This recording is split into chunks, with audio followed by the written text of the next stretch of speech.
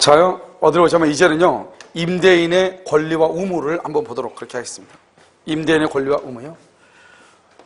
이제 임대인의 권리와 의무가 있고요. 권리와 의무라고 하는 것이 있고요. 임차인의 권리와 의무라고 하는 것이 있는데요. 우리가 이제 임대차를 보면 어떻게 했냐? 이렇게 갑이죠. 갑이 임대인이죠. 임대인이 있고, 여기 을이 뭐라 한다? 을이 임차인 이렇게 있죠. 그런데 우리 임대차를 이러면요, 누구를 보호한다고 그랬죠? 임차인을 보호하죠. 그러니까 임대인의 권리와 의무라고 하는 것은 사실 시험에 잘 나온다, 나오지 않는다. 잘 나오지 않죠. 왜요? 누구를 보호하는 법이니까. 임차인. 그래서 여러분요, 임차인에 관한 것이 시험에 많이 나오지 임대인에 관한 것이 시험에 많이 나오는 건 아니에요. 그 정도는 여러분 상식으로 알고 있어야 되겠죠. 그런데 이 임대인의 권리에는 뭐가 있냐? 먼저 권리에는요, 차임 청구권이라고 하는 것이 있어요. 차임 청구권. 여기 의무에는 뭐가 있냐? 의무. 임대인의 의무. 의무는 수선 청구권이라고 하는 것이 있어요. 수선 청구권 이렇게. 수선 청구 이렇게. 알겠죠? 그러면 가장 중요한 게 이제 차임 청구권인데요. 이 차임은 원래 여러분요, 우리가 원래는 보증금은 원칙적으로 지급한다 안 한다? 안 하죠. 반드시 뭐는 지급한다? 차임은 지급을 해야죠. 이 차임은 반드시 금전에 한하는 것은 아니에요. 반드시. 그런데 차임은 반드시 지급을 해야 되는데 그 돈, 금전으로 반드시 줄 필요는 없어. 이게 바로 뭐하고 다르냐? 전세금하고 달라요. 전세금은 반드시 금전으로 줘야 돼요. 그런데 이 차임은 원칙적으로 무슨 규정이다? 임의 규정이에요. 임의 규정. 원칙적으로 무엇이다? 후급이에요. 후급. 후급이 원칙인데요. 후급. 그래서 나오고 난 다음에 뭐죠? 잠을 자고 난 다음에 돈을 주는 게 원칙인데요. 여기는 임의 규정이니까 당사자 간의 합의로 선불로 받을 수도 있어요. 그럼 모텔 가면 어떻게 해요? 모텔은 들어갈 때 돈을 줘요? 나올 때 돈을 줘요? 들어갈 때 돈을 주죠? 원래는 잠자고 아침에 나올 때 돈을 줘야 되거든요. 후급이 원칙이니까. 그런데 그것은 임의 규정이다 보니까 선불로 달라갈 수 있는 거예요. 알겠죠? 그 다음에 여기서요, 차임 증액 청구에 차임 증액, 차임 증액하고, 그럼요, 차임 감액하고 이렇게 두 가지가 있잖아요. 여러분, 증액하고 감액 중에서, 증액하고 감액 중에서 어느 것이 임차인한테 더 불리해요? 증액이 불리하죠? 그렇잖아요? 그런데 증액 금지 특약이요. 차임 감액 금지 특약이요. 증액을 금지한다는, 증액은 나쁘죠? 임차인한테 불리하죠? 증액을 금지해. 그럼 임차인한테 뭐가 된다? 유리하죠. 그것은 괜찮아요. 감액, 차임을 감액하는 거 좋죠? 감액을 금지해. 그러면 돼, 안 돼? 안 되죠? 이것은 무효가 된다. 이런 말이에요. 그래서 차임, 증액 금지하고 감액 금지하고 이렇게 있는 것이에요. 무슨 말인지 알겠죠? 자, 그 다음에 여기요. 여기 봐. 이거, 그 다음에 이제 수선 청구죠? 수선 청구는 뭐냐면 통상의 수선이 있고요. 소규모 수선이 있고 대규모 수선이 있어요. 여러분요, 우리가 대규모 수선은 누가 하는 것이냐? 언제나 임대인이 하고요. 통상적은 언제나 임차인이 하는 거예요. 그런데 소규모는요, 소규모는 원칙은 누가 한다? 원칙은 임대인이 하고요. 그 다음에 합의로 누가 할 수 있다? 임차인이 할 수 있다. 이런 말이죠. 그래서 합의로 임차인이 수선 의무를 부담하는 것은 소규모 수선에 한하는 것이에요. 알겠죠? 대규모는 언제나 임대인이에요. 그러면 봐봐. 대규모가 뭐죠? 뭐 지붕이 날아갔거나 벽이 무너졌거나 뭐 이런 것들이잖아요. 그런데 여러분 보면 통상적인 것은 뭐냐? 이런 것들이죠. 별 비용을 들이지 않고 고칠 수 있거나, 그 다음에요, 수선을 하지 않으면 본래의 용도로 수선하지 않고도 본래의 용도로 사용하는데 지장이 없는 것은 통상적인 것이에요. 변기가 막혔다거나, 그 다음에 싱크대가 막혔다거나. 알겠죠? 누가 해야 돼요? 임차인이 해야죠. 그런데 수선하지 않으면 본래의 용도대로 사용할 수 없는 경우, 그건 누가 해야 돼요? 임대인이 하는 것이에요. 알겠죠? 그래서 먼저 여러분 어디를 보시냐면 강의 노트요 227쪽을 한번 봐봐요. 227쪽 보면 임대인의 권리와 임대인의 의무라고 하는 것이 있잖아요. 그래서 권리, 차임청권, 의무, 수선 의무 이렇게 있죠. 이런 임차인의 권리는요, 그건 나중에 보니까. 자, 그 다음에 또 어디로 보냐? 어디로 보냐면, 여러분요, 230쪽을 한번 보세요. 임대인의 권리와 의무라고 되어 있나요? 되어 있어요? 그러면 차임 청구권이라고 되어 있죠? 차임은 어때요? 금전에 한하지 아니한다. 다음에 차임 증액 금지는 뭐다? 증액 금지 유효죠. 감액 금지는 무효. 감액 금지 무효에다 옆줄을 긋고 써. 뭐라 그러냐? 사정 변경이 있으면 증액 가능 이렇게. 증액 가능. 증액 금지 여러분 증액 금지 특약이다요. 사정 변경이 있으면 증액 가능 이렇게 썼어요. 야 이런 뭐냐? 이거 봐봐. 우리가 옛날에 여러분 IMF 봤죠? IMF가 딱 터지니까요. 공실 뭐죠? 상가 건물이 공실이 너무 많은 거예요. 그러니까 이 건물주가요. 예전에는 얼마냐? 옛날에 이거 월세가 100만 원 받았거든요. 그건 지금 IMF가 딱 터지니까 공실이 다 비어가지고 아무도 안 들어오는 거예요. 그래서 이것을 뭐란다? 이것을 50만 원 받으면서 뭐라냐? 앞으로 2년 동안은 증액하지 않겠다. 증액하지 않겠다. 이렇게 약속을 했거든요. 그런데 우리나라가 IMF가 금방 끝났잖아요. 그러니까 어떻게 돼요? 한 5년 할까요? 5년? 5년 동안은 증액하지 않겠다. 이랬단 말이죠. IMF가 바로 끝나가지고 다른 사람은 다 100만 원씩 받고 있는 거예요. 근데 자기 혼자만 50만 원 받고 있어. 그럼 돼? 안 돼? 안 되잖아요. 아무리 증액을 하지 않겠다고 약속을 했다 할지라도 사정 변경이 있는 경우는 다시 뭐를 할 수도 있다? 증액을 할 수도 있다. 이런 말이에요. 알겠죠? 자, 그 다음에 4번 원칙적으로 뭐다? 후급이다. 후급. 알겠죠? 후급이 원칙이다. 이런 말이죠. 그래서 임차인에게 유리하든 불리하든 유효인 경우 그게 무슨 규정이다? 임의 규정. 그래서 차임은 후급은 임의 규정이기 때문에 선불로 지급할 수도 있다 이 말이고 밑에 수선 의무라고 되어 있나요? 통상의 수선은 누가? 임차인. 소규모는 누가? 원칙은 임대인. 합의로 임차인. 대규모는 언제나 누가? 임대인. 이렇게 오른쪽 박스 봐봐. 오른쪽 박스. 두 번째 쪽 박스요. 통상의 수선이라고 되어 있나요? 그래서 변기가 막히고 하수구 막히고 이런 것들이죠. 그래서 판례가 뭐라 했냐면 벽이 실금 형태의 균열이 있고 바닥에 실금 형태의 균열이 있을 때 임차인이 수선한다. 이거 아주 옛날 판례예요.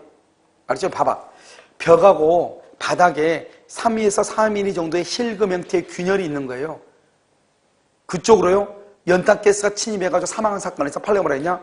그 정도의 것은 임대인, 집주인이 수선을 하는 것이 아니고 누가 수선한다? 임차인이 수선한다. 이렇게 얘기했어. 근데 뭐 요즘 같으면 이렇게 하면 난리 나겠죠? 자, 그 다음에 밑에요. 대규모 수선이죠? 언제나 누가 한다? 임대인. 알겠죠? 소규모는 소규모. 원칙적으로 무슨 규정이다? 임의 규정으로 되어 있다. 원칙적으로 임대인의 수선 의무이지만 소규모일 경우는 당사자의 합의로 임차인이 말 수 있다. 수선할 수도 있다. 이렇게. 알겠죠? 이렇게 보는 것이고요. 그 다음에 여러분요. 임대인은 이거밖에 없어요. 자, 그 다음에 또 뭐가 냐면 전속기간 한번 봐봐요. 여러분 예전에는 뭐라지? 예전에는 전속기간이요. 20년으로 제한이 있었어요. 20년으로 제한이니까 이것이 위헌 판결을 받아, 위헌. 헌법재판소에서 위헌 판결을 받아가지고 제한이 없어졌어요. 그러니까 여러분요. 임대차는요. 20년의 제한을 받는 것이 아니고 20년을 뭐 할 수 있다? 넘을 수도 있는 것이에요. 알겠죠? 그 다음에 우리가 이제 법정갱신이라고 하는 것이 있어요. 법정갱신. 다른 말로 이것을 뭐라고 한다? 묵시적 갱신이라고 하는 것이 있어. 법정 또는 묵시적 갱신이요. 이 법정 묵시적 갱신은 일단 임대차가 종료를 했어요. 종료를 했는데 임대인이요. 임대인이 여기 임차인이 이렇게요. 임대인이 아무런 이의를 제기하지 않고요. 임차인이요. 사용을 계속을 해요. 사용을 계속. 그럼 어떻게 되냐? 전과 동일한 조건으로 전과 동일한 조건으로 기간이 연장이 돼. 그러면 전의 조건이 뭐냐? 전의 조건이 만약에 예를 들어서 보증금 1억이다. 그 다음에 월 차임 100만 원이다. 그 다음에 전기세는 누가 된다? 전기세는 임대인이 부담하기로 하고 수도세는 임차인이 부담하기로 했다. 예를 들어서 전의 계약이 이렇다면 말이죠. 그러면 전속기간은요? 전속기간은 5년이다. 이렇게 했단 말이죠. 그러면 전과 동일한 조건으로 다시 연장이 되는 거예요. 여기서요. 보증금 1억 그대로 가고요. 차임 100만 원 그대로 가고요. 전기세는 임대인이 그대로 내고 수도세는 임차인이 그대로 내는 거예요. 중요한 것은 전속기간이에요. 원래 전속기간 지금 몇 년으로 돼 있죠? 5년이죠. 그런데 이 5년인데 전속기간은 정함이 없는 것으로 봐. 정함이 없는 것으로 보는 거예요. 정함이 없는 것. 기간은 다시 5년을 인정하는 것이 아니고 기간은 정함이 없는 것으로 봐. 그러면 기간에 정함이 없을 때는 어떻게 한다? 이때는요. 부동산하고 동산이 달라요. 부동산하고 동산. 토지나 건물 같은 부동산은 임대인이 해지 통고를 해요? 청구를 해요? 해지 청구를 해요? 통고를 해요? 야, 아무는 잘못이 없잖아요. 기간을 정하지 않는 것이 임차인이 임대인한테 잘못했다 그러면 안 되죠. 그래서 해지 뭘 한다? 통고. 임차인이 해지 통고를 하죠. 그럼 몇 개월? 6개월 있다가 몇 개월? 1개월 있다가 동사는 며칠? 5일 이렇게 5일 이렇게 알겠죠? 6개월, 1개월, 5일이 있다가 종료하는 거예요. 여기 봐봐 여기 임대인이 통고를 했다는 말의 뜻이 뭐예요? 이것은 누가요? 임차인이 통고를 뭐한 경우? 받은 경우. 임차인이 통고를 받은 경우. 여기는 임차인이 통고를 했죠. 그러니까 누가 통고를 받은 경우? 임대인이 통고를 받은 경우. 알겠죠? 그냥 말을 조심해야죠. 임대인이 통고하면 6개월, 임차인 통고하면 1개월이잖아요. 무조건 암기하면 되는 것이 아니고 임대인이 통고하면 6개월이죠. 그 말은 임차인이 통고를 받은 날로부터 몇 개월이다? 6개월이다 이 말이죠. 알겠죠? 하나만 보면 안 되고 그래서 여러분요 거기 한번 볼까요? 전속기간 여러분 지금 나와 있죠? 전속기간 그 다음 장 보셔요.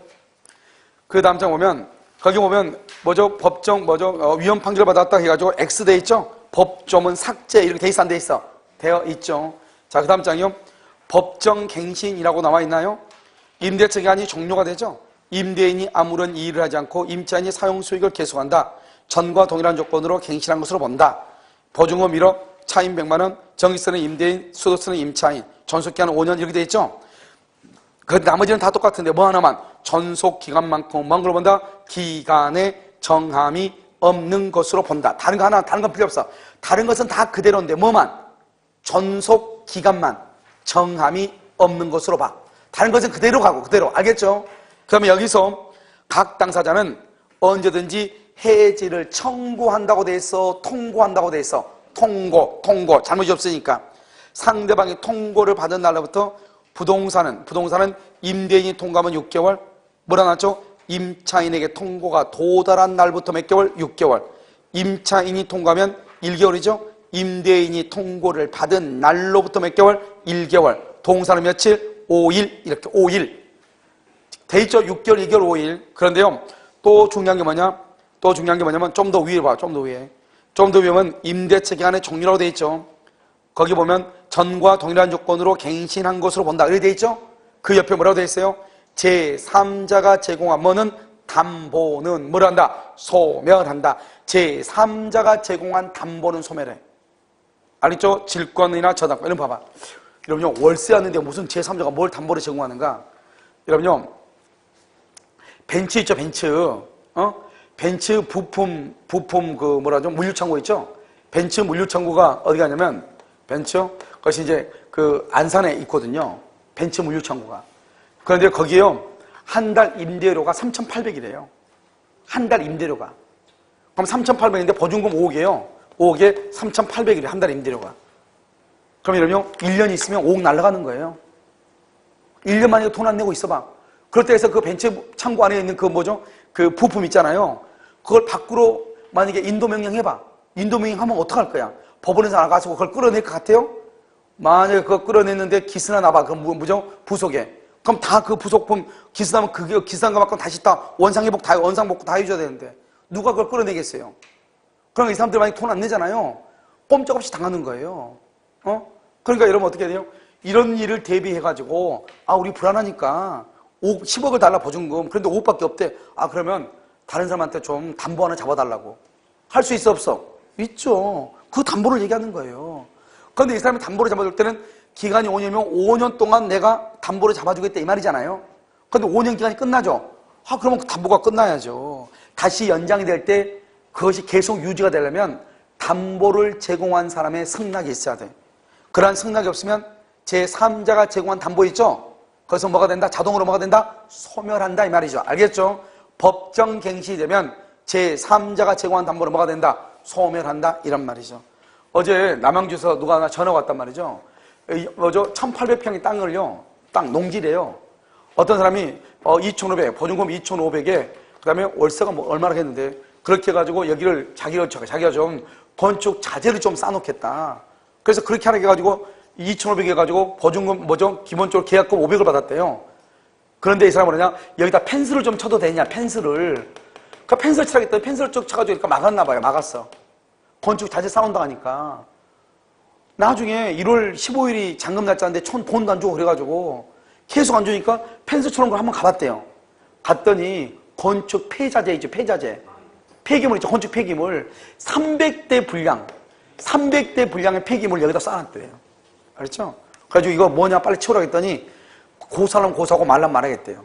그래가지고 토지 주인이 이것을 제거하려면 얼마나 드냐고 알아봤더니 견적이 얼마 나온지 아세요?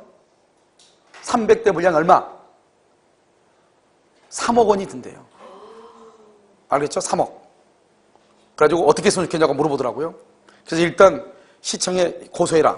시청 고발해라. 고발. 그러면 시청에서 아마 환경, 폐자, 이 사람은 임대차 계약만 체결했지 아무것도 아니잖아. 계약만 준 상태니까 아직 계약이 완성된 것도 아니기 때문에 이 사람들은 폐기물을 무단 투기한 거랑 똑같죠. 알겠죠? 그래서 빨리 환경과에다 신고를 해라. 신고. 환경과에서 그러면 나오면 조사해가지고 뭐라 나올 것이다 하면 형법에 의해서는 어떻게 할 수 없어. 민법에 어떻게 안 돼. 그것은 특별법이 있어요. 환경 무슨 특별법이 있을 거예요. 폐기물 아무 그런 법이 있을 거라고. 알겠죠? 그럼 환경과에 가면 그 사람들이 관리하니까 그럼 그 법에 의해서 확인서를 받아가지고 경찰에 신고를 해라. 알겠죠?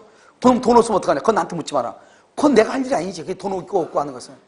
그렇잖아요. 내가 할 수 있는 것만 해주는 거예요. 그럼 어떻게 하면 된다? 그러면 경기도 어렵고 그러니까 국가 공무원에 대해서 일단 콩밥을 좀 먹어주시고, 알겠죠? 그래서 일단 와가지고 어떻게 하고, 그 다음에 그래도 열받으면 어떻게 하면 되냐? 그럼 묻어야지. 어떡하겠어요?